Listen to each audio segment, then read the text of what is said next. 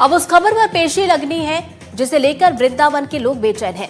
दरअसल बांके बिहारी मंदिर के खजाने खुलने के मामले में अब वृंदावन के धर्माचार्यों और संतों ने सरकार से सीबीआई जांच की मांग की है। उनका अगर जांच नहीं होती है तो आमरण अनशन भी करेंगे। ऐसा इसलिए क्योंकि जब खजाना खुला तो उसमें कुछ नहीं निकला। सवाल है कि वहां कुछ था या फिर नहीं।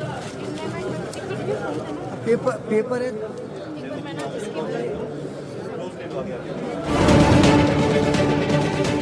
54 साल बाद खजाना खुला तो क्या हुआ, वहाँ क्या नजर आया, क्या कुछ मिला? अधिकारियों की मौजूदगी में बिहारी जी का खजाना खुला तो ये तस्वीरें सुर्खियां बनी।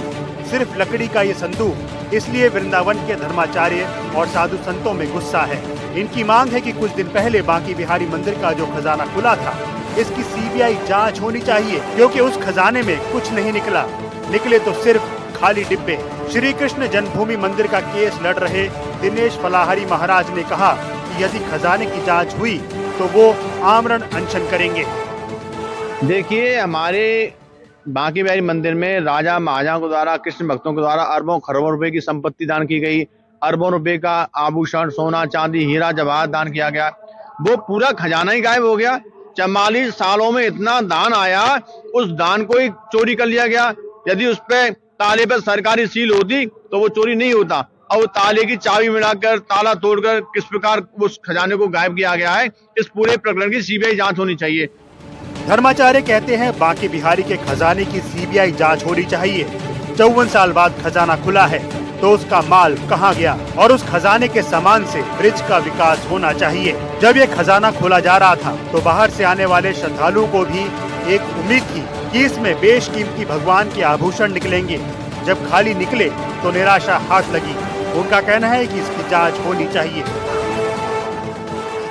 54 साल पुराना खजाना खोले, एक एक रुपए से 10-10 रुपए 100-100 से भी आदमी जोड़ते हैं तो पूरे के पूरे 54 साल में बॉक्स और डिब्बा और ये पूरी तिजोरियां भर जाती हैं। क्या वो बिल्कुल खजाना खाली था जहां ब्रज में देश विदेश के लोग भी यहाँ दर्शन करने आते हैं और विदेश के लोग तो बहुत बड़ा बड़ा दान करके भी जाते हैं। कहाँ से आप आए? मैं दिल्ली से आई हूँ। द्वारिका मंदिर का खजाना खुला था, क्या उम्मीद थी आपको? हमें उम्मीद थी कि बहुत कुछ निकलेगा, पर कुछ नहीं निकला। क्या लगता है कहाँ चला गया वो? पता नहीं, ये तो ट्रस्टी जाने, जो पहले रहे होंगे सरकार वो जाने। हम बिहारी जी स्वयं आज से नहीं 5000 वर्ष पहले से ही खजाने थे। आज भी खजाने हैं और आगे भी खजाने रहेंगे। ये तो बिहारी जी की लीला है। स्थानीय निवासियों ने कहा बांके बिहारी जी रसिक संतों के ठाकुर जी हैं, न कि राजा महाराजाओं के। अगर ठाकुर होते बिहारी जी तो खजाना निकलता। कुछ लोग कहते हैं उम्मीद थी कि कुछ निकलेगा, लेकिन कुछ निकला नहीं। रिपोर्ट देखिए। वहीं स्थानीय निवासियों ने कहा बांके बिहारी जी रसिक संतों के ठाकुर जी हैं, न कि राजा महाराजाओं के। अगर राजा महाराजाओं के ठाकुर होते बिहारी जी तो खजाना निकलता। कुछ लोग कहते हैं कि उम्मीद थी कि कुछ निकलेगा, लेकिन कुछ निकला नहीं। ऐसा लगता है कि कुछ था ही नहीं, तो निकलेगा क्या?